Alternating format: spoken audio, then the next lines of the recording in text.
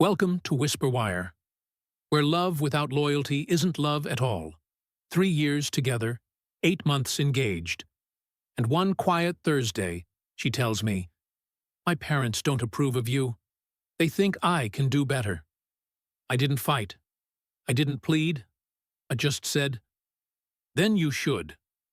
That night, I transferred the lease to her name, canceled her credit card, and walked out while she slept. Because if your love depends on someone else's approval, it's not worth saving. My fiancé said, "My parents don't approve of you. They think I can do better." I replied, "Then you should." That night I transferred the lease to her name, canceled her credit card, and moved out while she slept. 1 week later, her whole family was at my doorstep, begging me to take her back. The funny thing about having your heart ripped out is how calm you can be when it happens. No screaming, no crying, just this weird, icy clarity that takes over. I'd been with Natalie for 3 years, met her right after college at a friend's housewarming party. She was smart, beautiful, ambitious, everything I wanted. We moved in together after a year, got engaged after 2, and were planning the wedding when everything fell apart. Looking back, I should have seen the warning signs. Natalie's parents, Richard and Caroline, were never exactly warm to me.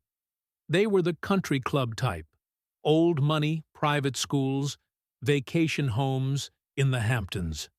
I came from a middle-class family in Ohio, put myself through state college with loans and part-time jobs, and was still building my career as an architect at a decent but not prestigious firm.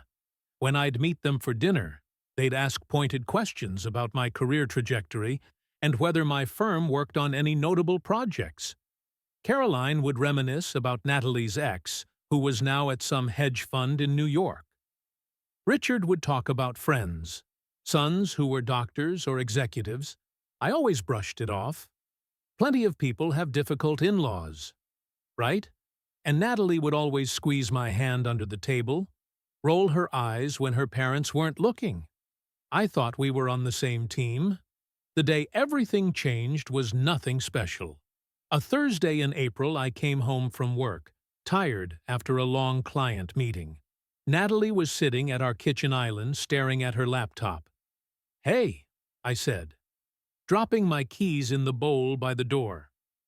"How was your day?"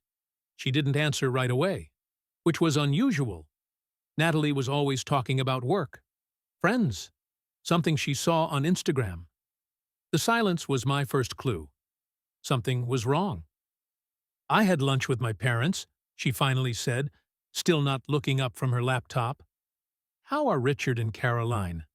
I asked, trying to keep my tone light as I opened the fridge to grab a beer. "They're concerned about us." I paused bottle halfway to my lips. "Concerned? How about the wedding?" "About," she hesitated, finally looking up at me. "About whether you're the right choice for me?" I set the beer down untouched.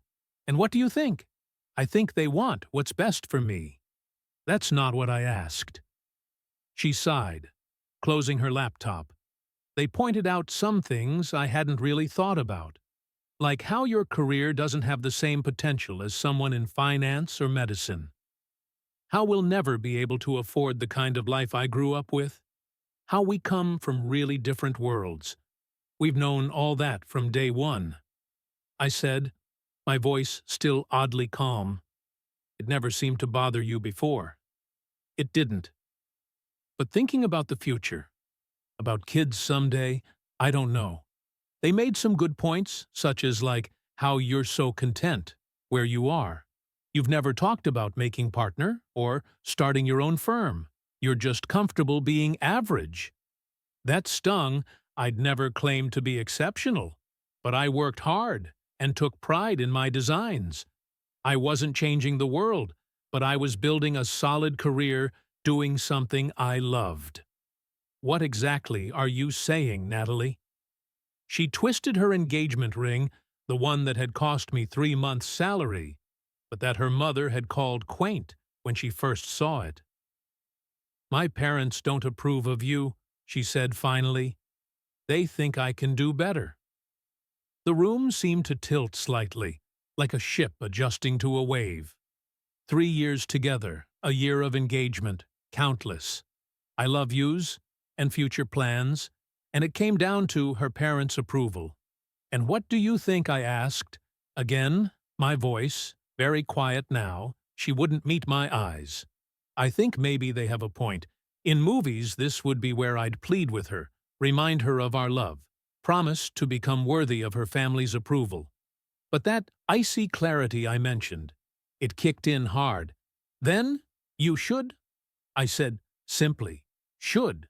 What do better, if that's what you and your parents think? She looked startled, like she'd expected an argument or tears. Ryan, I'm not saying it's over. I'm just having doubts. Doubts about whether I'm good enough for you, because your parents said so. It's more complicated than that. Is it? Sounds pretty simple to me. I took a shower, letting the hot water wash over me as I thought through what needed to happen next. By the time I got out, I had a plan. Natalie was in bed when I came out of the bathroom, scrolling through her phone, like it was any normal night. She glanced up at me. Can we talk more about this tomorrow? I'm tired, and I think we both need to sleep on it. Sure, I agreed easily, climbing into bed beside her. Tomorrow I waited until her breathing slowed and deepened around midnight. Then I got up, silently grabbed my pre-act gym bag from the closet, and went to work. First, I logged into our apartment's tenant portal. The lease was in my name with Natalie as an occupant. We'd set it up that way. Because my credit was better when we moved in, I submitted a lease modification request to the landlord explaining that I wanted to remove myself and transfer full responsibility to Natalie. I knew this would require her signature and landlord approval before being finalized, but initiating the process would make my intentions clear. Our landlord, Mr. Peterson, was reasonable and had always liked me. I was confident he'd work with Natalie on the transition, if she chose to stay. Next, I logged into my bank account. Natalie had a credit card on my account as an authorized user. We kept our finances mostly separate, but this card was for household expenses. I removed her as an authorized user and requested a new card for myself. I also made a list of all the utilities and services in my name. Electricity, internet streaming accounts that I'd need to either transfer or cancel after giving her proper notice. I wrote a brief note explaining that I was leaving, that I'd initiated the lease transfer process, and that I'd send for the rest of my things. Later, I included that she had a month to figure out if she wanted to take over the apartment or find a new place, and that I'd handle the utilities in the meantime to give her time to transfer them to her name. I left the note on the kitchen counter along with my key.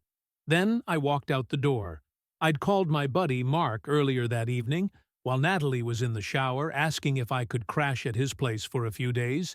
He'd agreed, without questions, the sign of a true friend. When I arrived at Mark's apartment at 1 a.m., he opened the door in his boxers, looking sleepy, but concerned. "You okay, man?" "Not really," I said honestly, "but I will be over beers on his couch." I explained the situation. Mark, to his credit, didn't try to convince me to go back or work things out. "Her loss," he said, simply, clinking his bottle against mine. "You can stay as long as you need." The next morning, my phone exploded with notifications, calls, texts, and voicemails from Natalie, all increasingly frantic. "Where are you? Call me back right now. I can't believe you just left like that. The landlord called about a lease transfer. I can't afford this place alone on my salary. You canceled the credit card. How am I supposed to pay for groceries? That last text was particularly rich." Despite her family's wealth, Natalie insisted on being financially independent, which in reality meant living within the modest salary from her entry-level publishing job, While her parents covered her student loans, car payments, and funded a generous emergency account she rarely touched. It was a point of pride for her, but one that now left her unprepared for actual independence. I didn't respond to any of her messages. Instead, I called my boss and explained I needed a few personal days. Then I spent the next week apartment hunting, eventually securing a small but decent one-bedroom across town that I could move into the following week. The rent was higher than my share at the old place, but I could manage with my recent project bonuses. Over the next few days, I methodically rebuilt my life. I stayed at Mark's apartment, sleeping on his couch, and slowly gathering essentials for my new place. I updated my address everywhere. Since I still legally had access to our old apartment until the lease situation was resolved, I arranged for a moving company to collect my furniture and larger belongings on a day I knew Natalie would be at work. Mark agreed to meet them there with the spare tea I still had supervising to ensure they only took my pre-agreed items. I also ordered the basics I would need immediately for the new apartment bedding, kitchenware, toiletries, and had them delivered to Mark's place. By the time my new apartment was ready, the following week, I had a plan for a smooth transition. Natalie's messages continued evolving from angry to pleading. Please, talk to me. We can work this out. I didn't mean what I said. I was just stressed about wedding planning. My parents were wrong. I know that. Now I finally responded on day 5 with a single text. I'll be collecting the rest of my things next week. The utilities are paid through the end of the month, giving you time to put them in your name. If you're staying, please let me know a time when you won't be home, so I can finish moving out. A reply was immediate. Please don't do this, I love you. Too little, too late. On day 6, I got a surprising call from Richard, Natalie's father. I almost didn't answer, but curiosity got the better of me. Ryan, he said, his usual haughty tone replaced by something almost humble. We need to talk. I don't think we have anything to discuss. Richard, please, Natalie is... She's not doing well. That's unfortunate, but not my problem anymore. Look, he sighed heavily. I may have overstepped, said some things I shouldn't have. You think, can we meet? Caroline and I would like to speak with you in person. Against my better judgment, I agreed to coffee the next day. Pure curiosity, I told myself. Nothing more. When I arrived at the cafe, I was shocked to find not just Richard and Caroline, but Natalie and her younger brother, too. The whole family ensemble. What's this? I asked, remaining standing at their table. Please sit, Caroline said, her usual perfectly composed face showing signs of strain. We want to talk to you. I sat reluctantly as far from Natalie as possible. Her eyes were red-rimmed, her normally immaculate appearance disheveled. Richard cleared his throat. Ryan, I owe you an apology. What I said to Natalie about you was unfair and short-sighted. You think? I repeated. Yes, he continued. The past week has made it abundantly clear that you are far better for Natalie than we gave you credit for. How so? Caroline jumped in. Natalie has been absolutely devastated. We've never seen her like this, not eating, not sleeping. She truly loves you. I looked at Natalie, who was staring down at the table, tears silently tracking down her cheeks. And it turns out Richard continued looking uncomfortable, that Natalie was also not entirely forthcoming with us about your career. Her brother looked you up. I'm a big architecture nerd, her brother interjected. When I actually Googled your name, I found your portfolio. You worked on the Westbrook Tower. That's incredible, and you're listed as lead designer on the new Riverside development. Dude, that's major. I shrunk. I've been doing well at the firm. Why didn't you tell us? Caroline asked. Because it shouldn't matter. I replied simply. I'm an architect because I love design, not to impress my fiancé's parents. Richard had the grace to look ashamed. We were wrong about you, and wrong to put those doubts in Natalie's head. You didn't put anything in her head. She didn't allow, I countered. She's an adult who made her choice. I made the wrong choice. Natalie finally spoke. Her voice. I was stupid and insecure, and let them get to me. I've regretted it every second since you left. We're here, Richard said, to ask you to reconsider, to give Natalie another chance. I looked at them all. This family that had judged me, found me wanting, and was now desperately trying to backpedal. Why the change of heart, Richard? Because it turns out I might be successful after all. No, he said, though his eyes shifted away briefly. Because I've never seen my daughter this heartbroken. Whatever you think of me, I do love her. The truth was, I had never really talked about my career achievements with Natalie or her family. Not out of secrecy, but because I didn't define myself by my work successes. The Riverside development had been a breakthrough project that I'd been pulling long hours on for months. Often coming home too tired to discuss the details, Natalie had always seemed more interested in talking about her publishing world anyway. And I'd been content to listen rather than boast about my own progress. Please, Natalie reached across the table for my hand. I pulled back before she could touch me. I was wrong, so wrong. I love you.